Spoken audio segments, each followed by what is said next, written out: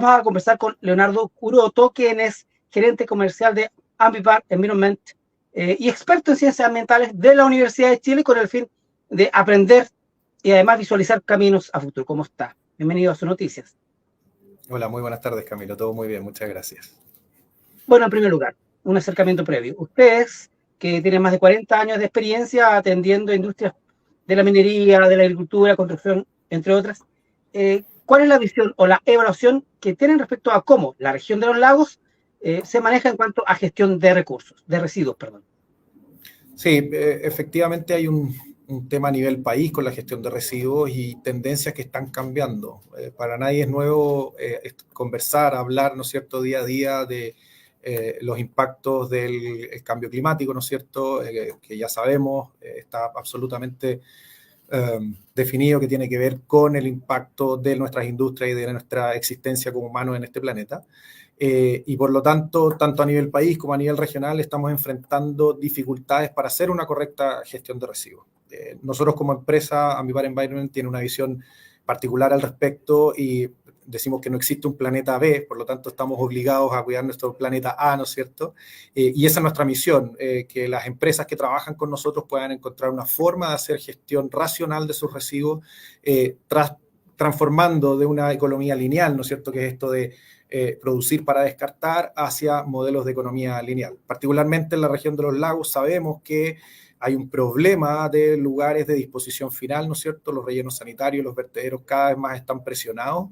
Hay pocos proyectos, además, para ampliar esas capacidades, y la solución que entregamos, o la que creemos que es la correcta para enfrentar el problema, es, uno, evitar la generación de los residuos a toda costa, y lo segundo es, en la medida que estos residuos son generados, buscarles una alternativa para que puedan ser reinsertados en el proceso productivo. Ahora, esta visión de economía circular, sin embargo, a priori, y no lo digo para los ignorantes respecto al tema como yo, como cualquier otro, sino para los gerentes de empresas que tienen que hacer la inversión y decirle a sus inversionistas, tengo que destinar tantos millones de dólares para hacer economía circular. Eventualmente puede producir rechazo. ¿Qué le diría usted a ese gerente que piensa que esto es un gasto que es inútil porque lo debilita frente a la competencia o frente a la necesidad de generar utilidades? La respuesta es bastante sencilla, si es que uno lo ve desde el punto de vista de los costos, pero tiene también impacto, ¿no es cierto?, a nivel de cómo queremos, del espacio en el que queremos vivir. Pero si me aprietas, yo te diría muy sencillo. Si usted como gerente de una empresa no encuentra una solución económicamente viable para la gestión de sus residuos, su empresa deja de ser sostenible en el tiempo. Su modelo de negocio se ve enfrentado a desafíos que no va a poder superar. Y si los superponemos con la realidad que acabamos de conversar, de que los rellenos sanitarios, los vertederos, están cada vez más agotados y que se están alejando además de sus industrias, el costo que tienen que asumir, ¿no es cierto?, para gestionar sus residuos va a ser cada vez mayor. Eso se soluciona gestionando los residuos de una manera más racional e idealmente reincorporándolos en el ciclo productivo. Eso está alineado con disminuir los costos, con generar menos impacto, y evidentemente está alineado con buscar modelos de desarrollo sostenible. O sea, el impacto que se genera localmente con las comunidades, desde el punto de vista de trabajar en conjunto, de cuidar el espacio donde todos vivimos, es la estrategia que se debe sostener para que los negocios puedan continuar en el tiempo. Claro, pero además, si seguimos esperando que este cambio de actitud, ahora ya no solo de los gerentes, sino también de las autoridades, de correr un poquito más esta permisología, está bastante mal usado el término, pero en el fondo es una protección ambiental que nos protege a todos, a nosotros, a los gerentes, a las empresas, a los inversionistas. Mientras esperamos, pueden suceder eventos como el que estamos viendo ahora. Y lo malo también que ocurre aquí es que entre bueyes no hay cornadas. Es decir, si hay 100 empresas, 99 cumplen con la norma, una no cumple, genera un daño ambiental, y las otras 99, digamos que protegen a esa uno que no cumplió para que no haya un manto de duda sobre todo el clúster. Y lo digo eventualmente sin nombrar ninguna empresa, pero todos podemos suponer. ¿Cómo se puede también marcar a las autoridades en este rumbo de la economía circular y entender que la protección ambiental no es permisología, no es una brujería que baja desde Saturno para dañar en un mal una conspiración contra tal o cual empresa, sino que efectivamente es una protección industrial y económica también, y financiera. Sí, A las autoridades, ¿qué se puede decir? Sí, nace, te diría que del convencimiento de que este es el modelo que hace a los negocios sostenibles, ¿vale? Que es un trabajo mancomunado entre las autoridades que tienen que justamente, como tú dijiste, acelerar respecto a entregar permisos para que las soluciones se puedan establecer en la región, soluciones diferentes, soluciones con tecnología, soluciones que apunten a, ¿no es cierto?, entregar capacidades distintas a la economía lineal, ¿no es cierto?, de enterrar y que puedan viabilizar y hacer más rentables también los negocios de estas empresas que están buscando producir, por ejemplo, salmones, pescados o algún producto. Y lo segundo tiene que ver con el desafío que tomamos empresas como Ambipar, ¿no es cierto?, de apostar en la zona, ¿no es cierto?, para entregar capacidades que hoy día no existen y que pueden ser solución al problema. Y déjame contarte, Camilo, que nosotros tomamos ese desafío y en los próximos años, en 2025, vamos a estar poniendo una planta que justamente apunta a entregar capacidades distintas para el tratamiento y la clasificación de residuos industriales para poder ayudar a estas grandes empresas a lograr esos objetivos a escala local. Todos sabemos que hay un grave problema de centralización y gran parte de las capacidades de tratamiento y de clasificación de residuos hoy día están en la zona central, pero no esperemos que la autoridad nos diga qué hacer, o sea, seamos proactivos y ese es un poco el mensaje que uno tiene que entregar hacia la industria. Ahora, respecto al proyecto particular de ustedes, pero puede ser también para otros proyectos de la competencia más adelante, ¿hay algunos otros beneficios aparte de la protección ambiental y la sustentabilidad del lugar donde yo tengo mis actividades productivas para que no se contamine y yo pueda seguir produciendo? ¿Algún beneficio, por ejemplo, en los mercados de destino, algún tipo de sello o verificación que ustedes realicen al ofrecer estos servicios y digan, ok, llegamos acá a Noruega, llegamos a Japón con este producto y la empresa Ambipar nos proveyó de este servicio, destinó nuestros recursos y además, en segundo lugar, algún beneficio económico con la instalación ya de usted acá, una reducción de los precios versus otra empresa, otras instalaciones que estén, qué sé yo, en el Biobío, en Los Ángeles, por ejemplo, o más al norte? Sí, a ver, a las dos preguntas. Respecto a las certificaciones, evidentemente una empresa que exporta alimentos a los mercados de Japón, Europa, Estados Unidos, se ve obligada a cumplir con ciertas normativas y exigencias desde el punto de vista de la calidad de los alimentos que exportan, para centrarnos en la industria salmonera, pero también de la gestión de sus residuos. Eso viene dado por los pactos que suscribimos, ¿no es cierto?, como país, que nosotros estamos extremadamente abiertos, ¿no es cierto?, al intercambio con otros países. Por lo tanto, ese requerimiento o esa certificación, lo que nosotros hacemos como Ambipar Environment es demostrarle a quienes trabajan con nosotros que sus residuos están en buenas manos y están correctamente gestionados. Nosotros damos cumplimiento a la normativa local vigente a través de la declaración de los residuos gestionados por Ambipar en nombre de nuestros clientes, ¿no es cierto? Y que todos esos residuos no están tirados, ¿no es cierto?, en alguna playa o en una costa del lago, ¿no es cierto?, y que fueron y que están debidamente gestionados en lugares de disposición autorizada con, idealmente, la opción de ser valorizados, ya sea energéticamente o a través de reinsertarlos en el ciclo productivo.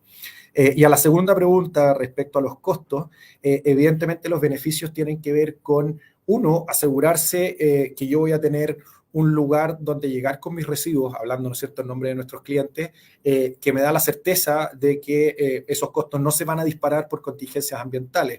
Detrás de hacer las cosas bien, subyace el que yo voy a poder tener una continuidad operacional y mi cliente está seguro de que sus residuos van a llegar y van a tener espacio en nuestras plantas.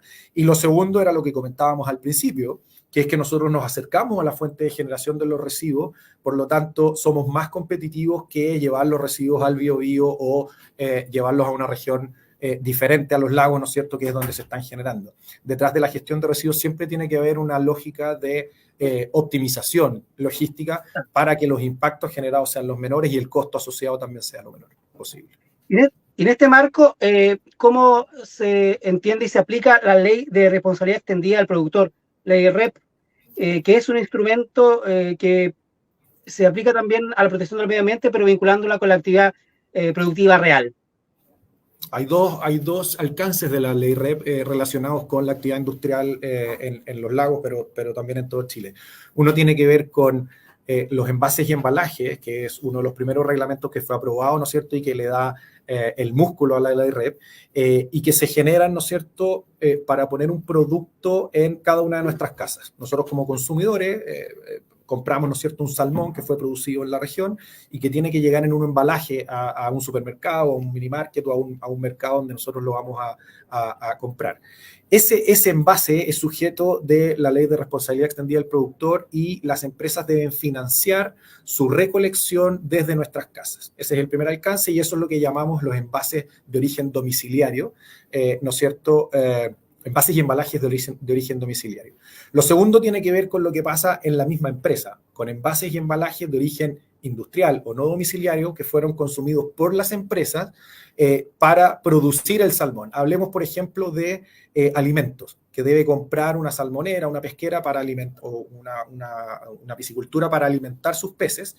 Ese alimento viene en un envase, ese envase también es sujeto de ley REP y la empresa está obligada a declarar el consumo de ese envase, pero también de cómo fue gestionado. Y eso es lo que nosotros como empresa apoyamos a nuestros clientes para poder hacer trazabilidad, ¿no es cierto?, de ese residuo y la correcta gestión, además, ya sea desde la industria o desde los puntos de recolección de cada uno de ellos. Me llamó la atención, ¿cómo uno puede colaborar con el cumplimiento de esta ley como usuario? ¿Qué hacer? ¿Qué hacer? Mira, este es un proceso que está en franca implementación. Hoy día los sistemas de gestión colectivos están saliendo a licitar recién cómo recolectar, ¿no es cierto?, estos residuos desde las casas. En particular, en la región metropolitana ya hay algunas comunas que tienen sus sistemas de recolección implementados, hay algunas también en regiones, pero es un proceso que está desarrollándose. A la larga, lo que va a pasar es que tú en tu casa vas a tener un contenedor destinado a acumular todos los materiales que sean reciclables y tú vas a tener la responsabilidad de que en ese contenedor vayan todos los envases y embalajes que tengan potencialidad de ser reciclados y el sistema de gestión va a ser quien va a pasar por la puerta de tu casa recolectando estos productos prioritarios. La forma de colaborar es, uno, mantenerse informado obviamente respecto a quién es el sistema de gestión, cuál es el rol de la municipalidad, cuándo va a entrar en vigencia o cuándo van a llegarme los contenedores, ¿no es cierto?, o de qué forma se van a segregar y entender muy bien cuáles son los materiales reciclables, porque es distinto un vidrio, ¿no es cierto?, que una bolsa o que un envase de cartón, y el poder segregar de buena manera estos residuos hace la diferencia al nivel de la eficiencia, ¿no es cierto?, de la recolección. Yo quisiera pedir un comentario muy personal, no a nombre de su empresa, sino de usted, como persona que trabaja en esto, cuyo sueldo y vocación depende de esto, porque cuando ocurren fenómenos de crisis ambiental por cualquier motivo, muchas personas adoptan una actitud maniquea. ¿Qué le diría a usted o qué consejo de conciliación podríamos darle a los actores, incluyendo a los televidentes, pero también a los ciudadanos en general, a las autoridades y a los defensores de los clústeres? Esto no es una guerra de amigos o enemigos, sino efectivamente un combate por la preservación y la protección de cada una de estas industrias y de la naturaleza de la mano. Sí, déjame intentar responder esa pregunta que es bien compleja. Yo creo que, pero es súper atingente. Yo creo que dijiste dos palabras que quiero rescatar. Uno, el rol, ¿no es cierto?, de cada uno de nosotros en este sistema. Uno tiene que entender que no vive solo en este planeta y que somos una comunidad, que somos una sociedad y que cada uno tiene que jugar, aportar, ¿no es cierto?, con su grano de arena. Todos tenemos que ser agentes de cambio y que tenemos que entender que elegimos un modelo de desarrollo que tenemos que cambiar. ¿Ya? Yo creo que ya nadie se cuestiona que el seguir haciendo todo como lo venimos haciendo nos va a llevar a un fracaso como especie, ¿no es cierto?, y a un fracaso como sociedad. Por lo tanto, tenemos que cambiar las formas de hacer las cosas y eso pasa por cada uno de nosotros. Pasa por entender cuál es el rol, tú mismo dijiste, cómo aporto yo, ¿no es cierto?, a la ley REP. Esa es una posición proactiva y que tiene que ver con qué cambios de hábito asumo yo en mi día a día para poder aportar a este cambio de modelo de desarrollo. Lo segundo tiene que ver con desafiarnos, con generar capacidades, con innovar, con ver cómo hacemos las cosas de forma diferente, qué capacidades pongo a disposición de esta sociedad, ¿no es cierto?, para que las cosas cambien.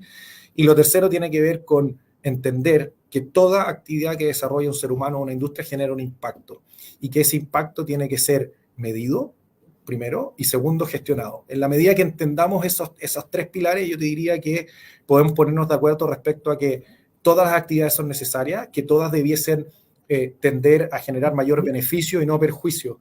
Y por lo tanto, mi invitación es a cuestionarse cuál es el rol de cada uno y cómo yo mejoro en mis indicadores en el tiempo para poder acercarnos a estos modelos de desarrollo sostenible. Perfecto. Muchísimas gracias, don Leonardo Curoto, gerente comercial de Amipar Environment, por lo que hemos aprendido en estos breves minutos, pero que sin duda invitan a abrir la mirada, a darnos las manos y a trabajar en conjunto. Muchas gracias por estar en sus noticias. Muchas gracias, Camilo. Que estén muy bien.